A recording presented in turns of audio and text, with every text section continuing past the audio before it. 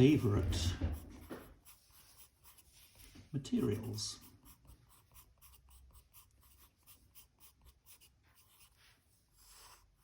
I'm enjoying doing these little captions. It sort of feels as if it sets our sort of conversations off to a good start. Now, and we begin. My favourite material, I'm actually using one of my favourite materials, and it is this. It is a Conte pastel pencil. And here it is. It's like a pencil that you can't rub out. It is. It's an H. That terrifies me. You can't rub it out, that's true. And if you do try to rub it out, it leaves a trace behind. But I think, like pencil, it's got a lovely sort of feel. Let me see if I can just sort of, in some sense, convey what I enjoy about this. It's a bit like charcoal, isn't it? But it is, yeah. In between charcoal and pencil. Yeah, yeah. And there's a certain, so it's smudgy or smokiness to it. But at the same time, you can, if you want, actually have a good degree of detail. So it's one of these sort of materials in the sense that you can learn to love, and you've got them lying around everywhere. I have, and I've learned to love them.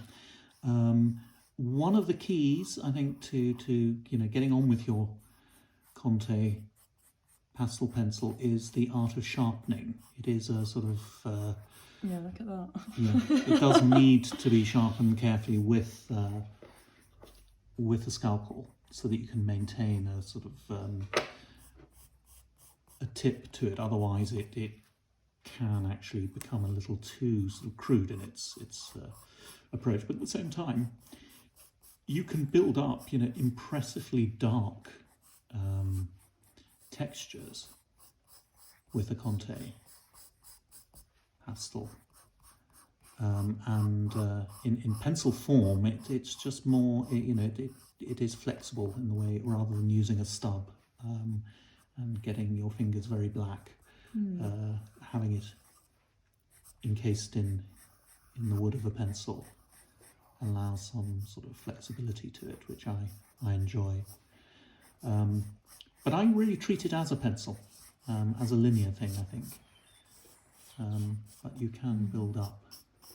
You've illustrated books and then put watercolour on top, haven't you? Yes, yes I have. And what happens then is the pastel lifts very slightly on the paper, creating an old-fashioned, almost, it looks like old-fashioned lithography. Like an old litho print.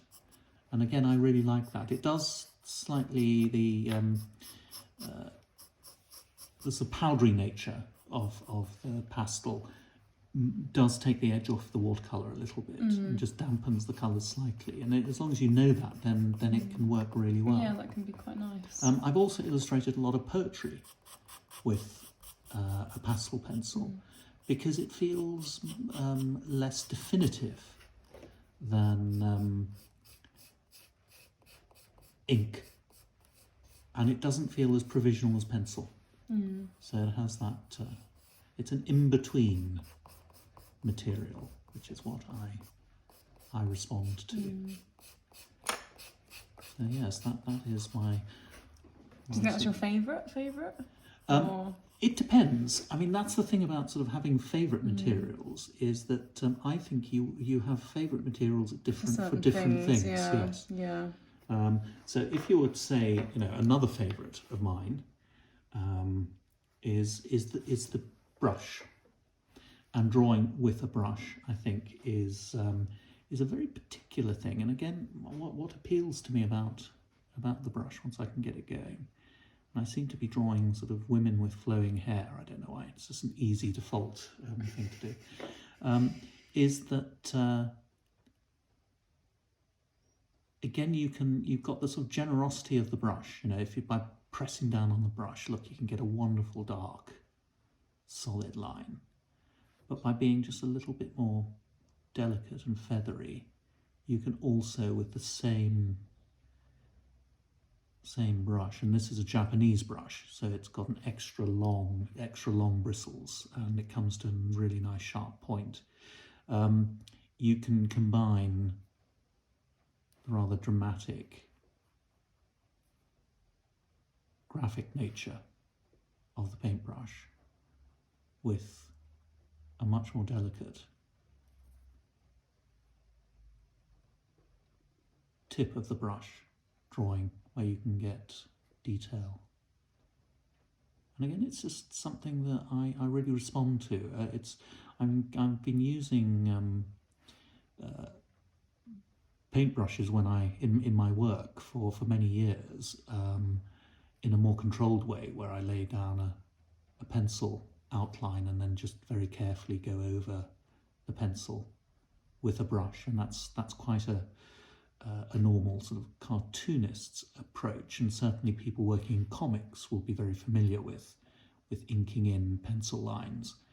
But actually, my favourite thing to do with a brush is to draw freeform, where you just allow it to develop as you want it, and then you can lay down these definitively dark lines. And you can see, in a sense, that the one next to the other,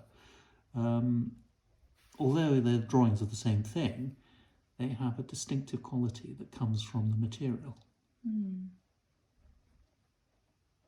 So what would you use kind of the brush for? What kind of work?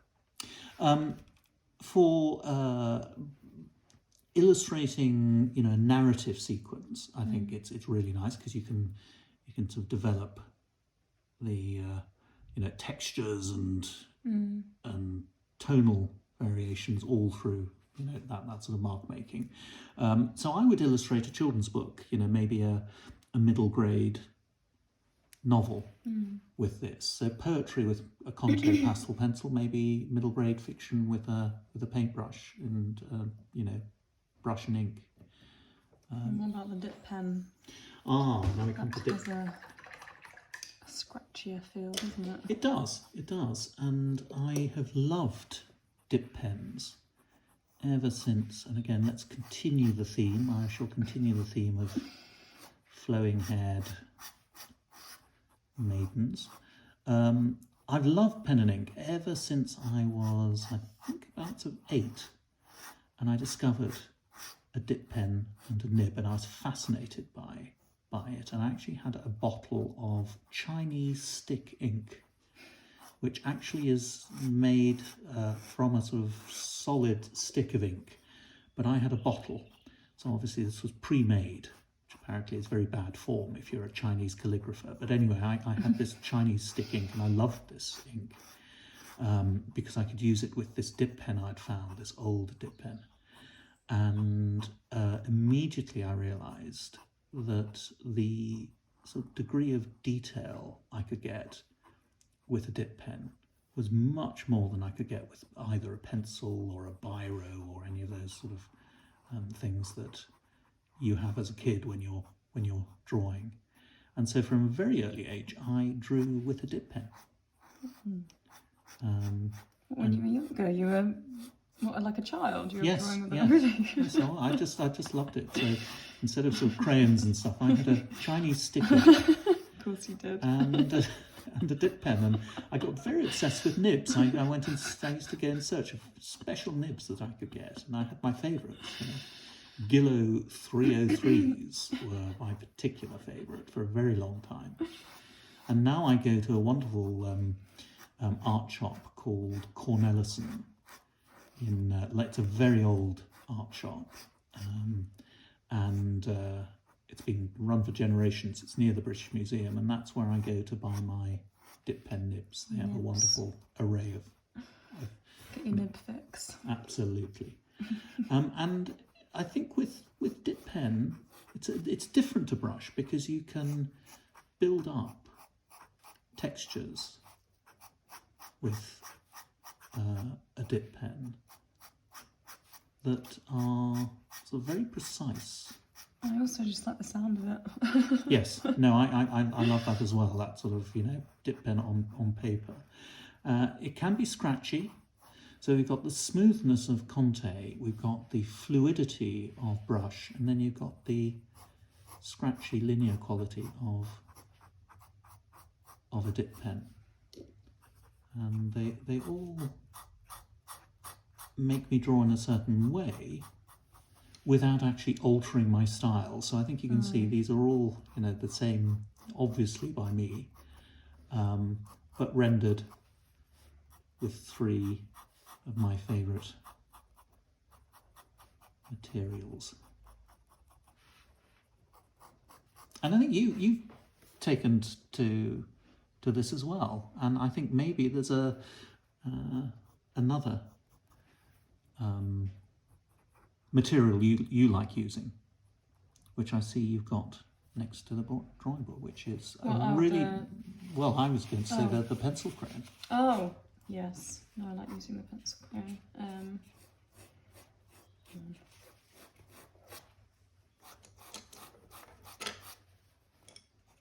I like that selection of tones you've got. Yeah, no, I quite like them. Well, I quite like limited doing... palette in pencil crayon. But it's nice. But really nice. I think you've got I think a limited colour palette's always, and I quite like doing it over the ink. Yeah. Yeah. It is colouring in. It's classic. It is. Especially when you kind of, I don't know. I find when I use dip pen, I quite like doing it quickly, and it's quite scratchy, and it's quite immediate.